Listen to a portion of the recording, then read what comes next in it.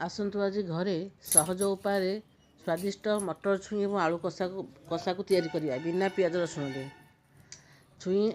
ମଟର ଛୁଇଁକୁ ଚୋପା ଛଡ଼େଇ ରଖିଦେବା ଏବଂ ଛୋଟ ଆଳୁକୁ ସିଝେଇ ଛୋଟ ଛୋଟ କରିକି ରଖିଦେବା। ଟମାଟୋକୁ କାଟି ନେବା। ହଳଦୀ, ଲଙ୍କାଗୁଣ୍ଡ, ଲୁଣ, ଜିରା, ଧନିଆ ପତ୍ର ଏବଂ ଅଦା କଞ୍ଚାଲଙ୍କାକୁ ଛେଚିକି ରଖିଦେବା। ଏବେ କଡ଼ାଇ ବସାଇ ତେଲ ଗରମ କରନ୍ତୁ। ତେଲ ଗରମ ହେଲା ପରେ ଜିରା ପକାନ୍ତୁ। ଜିରା ଟିକେ ଫୁଟି ଆସିଲେ ସେଥିରେ ଅଦା କଞ୍ଚାଲଙ୍କା ଛେଚାକୁ ପକାଇ ଦିଅନ୍ତୁ। ଅଦା କଞ୍ଚାଲଙ୍କା ଟିକେ ଭାଜି ହୋଇଗଲା ପରେ ସେଥିରେ କଟା ଯାଇଥିବା ଟମାଟୋକୁ ପକାଇ ଦିଅନ୍ତୁ। ସବୁକୁ ମିଶାଇ ଟିକେ ଭାଜି ଦିଅନ୍ତୁ। ଟିକେ ଭାଜି ହୋଇଗଲା ପରେ ଦେଖନ୍ତୁ ବଢ଼ିଆ ବାସ୍ନା ଆସିଲାଣି। ଏବେ ସବୁ ମସଲାକୁ ଦେଇଦେବା।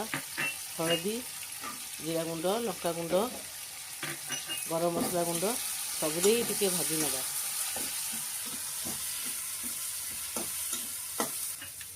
ଏବେ ସବୁ ମସଲା ଭାଜି ହେଇଗଲାଣି। ଏବେ ସେଥିରେ ରଖିଥିବା ମଟର ଛୁଇଁକୁ ପକାଇଦେବା।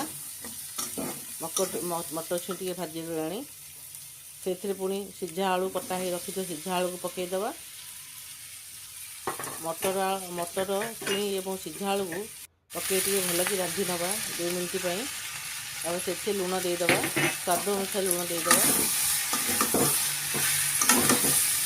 ଏବେ 2 ମିନିଟ୍ ପାଇଁ ତାକୁ କଭର୍ କରିକି ରଖିଦେବା। ଟିକେ ରାନ୍ଧି ହେବା ପାଇଁ କଭର୍ କାଢ଼ିଦେବା। ଦେଖିବା ଭଲକି ରାନ୍ଧି ହେଇଯାଇଛି, ସିଝି ଯାଇଛି ସବୁ ଆଳୁ ମଟର। ଏବେ ତା ଉପରେ ଆମେ ଧନିଆ ପତ୍ର ଟିକେ ପକାଇଦେବା କାଟିକି। ଦେଖନ୍ତୁ ଏବେ ରେଡ଼ି ହେଇଗଲା ଗରମା ଗରମ ଆଳୁ ମଟର ରେସିପି। ଦେଖନ୍ତୁ ଏମିତି ସହଜ, ସ୍ୱାଦିଷ୍ଟ ଏବଂ ସାତ୍ତ୍ୱିକ ମଟର ଛୁଇଁ ଆଳୁ କଷା। ଭଲ ଲାଗିଲେ ଲାଇକ୍ କରନ୍ତୁ, ସେୟାର କରନ୍ତୁ ଏବଂ ଫଲୋ କରନ୍ତୁ। ଆଉ ଏମିତି ରେସିପି ପାଇଁ ଆମ ଚ୍ୟାନେଲକୁ ନିଶ୍ଚୟ ସବସ୍କ୍ରାଇବ୍ କରନ୍ତୁ।